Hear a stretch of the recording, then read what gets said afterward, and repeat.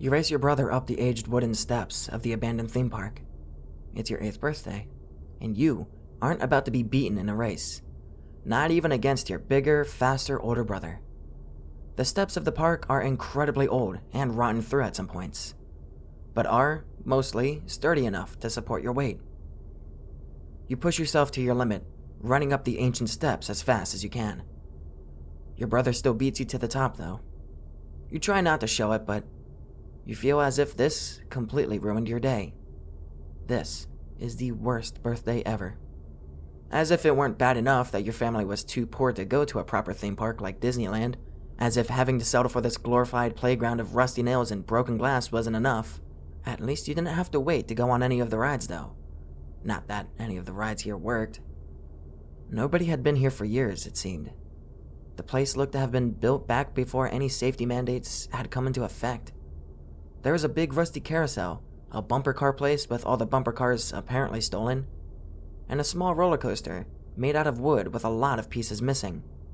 The parts of the park that weren't broken or boarded up, though, were fun to explore. There were big forts with jungle gym-like setups, with lots of slides and old rope bridges to race your brother on. The biggest fort had a ton of stairs leading to the top, and this was where you currently lost the race to your brother. At the top of the stairs was a platform, and at the end of the platform were 2 big round tunnels, the openings to a pair of slides. You peered inside and saw that after the first couple feet, everything was pitch black. The slides were made of old steel and were supported with wood that seemed sturdy enough despite its age and years of disuse. You got on your tiptoes to look over the top of the slides and saw that they were straight tubes all the way back to ground level, where your parents stood watching you. These were some of the biggest slides you've ever seen in your life, and the thought of speeding all the way down that great height after climbing all those clumsy old stairs exhilarated you. They looked like big old steel tubes, almost surely 100 feet in length from the top to the bottom. You grab hold of the top of the slide and step 1 foot, then the other into the opening. Your brother does the same and says that on the count of 3, you'll both let go. 1. You prepare to launch yourself with all your strength. 2. Your brother laughs and pushes down the slide before the count of 3. You shout at him and push with all your strength to catch up with him.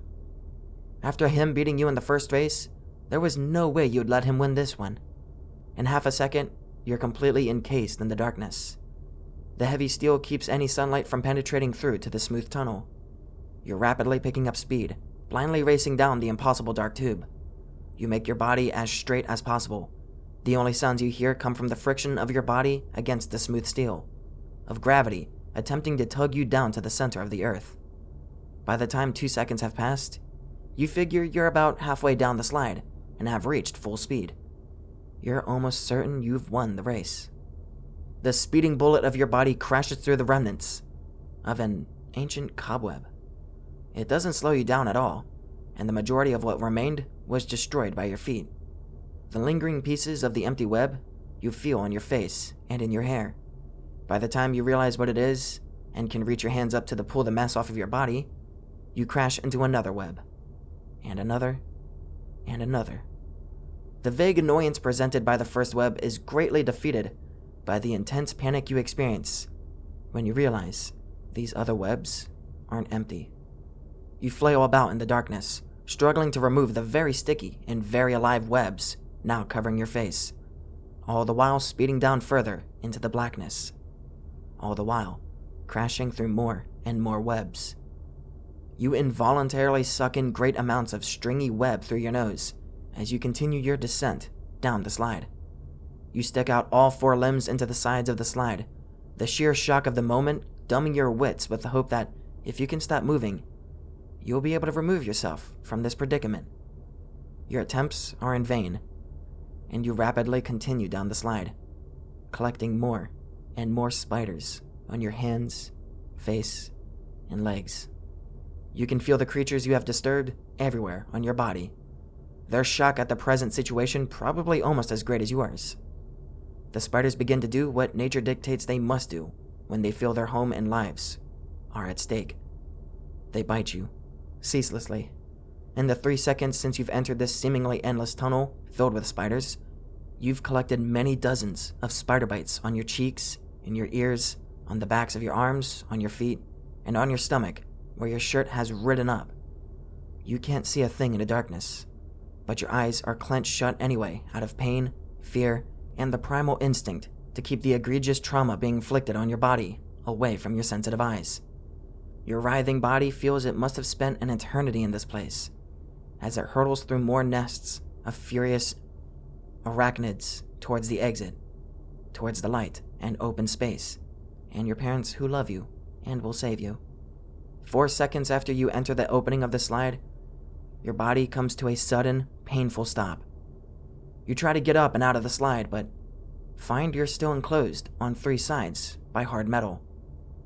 You open your eyes in confusion and terror to find blackness, and then the sensation of angry, long-legged spiders attacking the insides of your eyelids.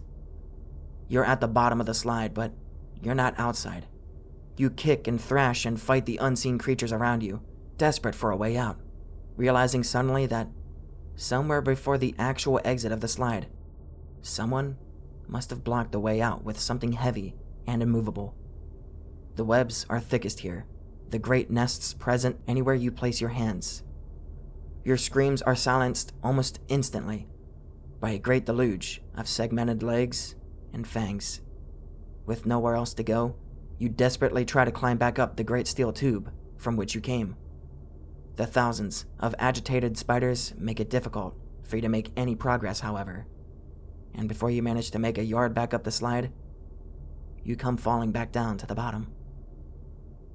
You are going to be here a while.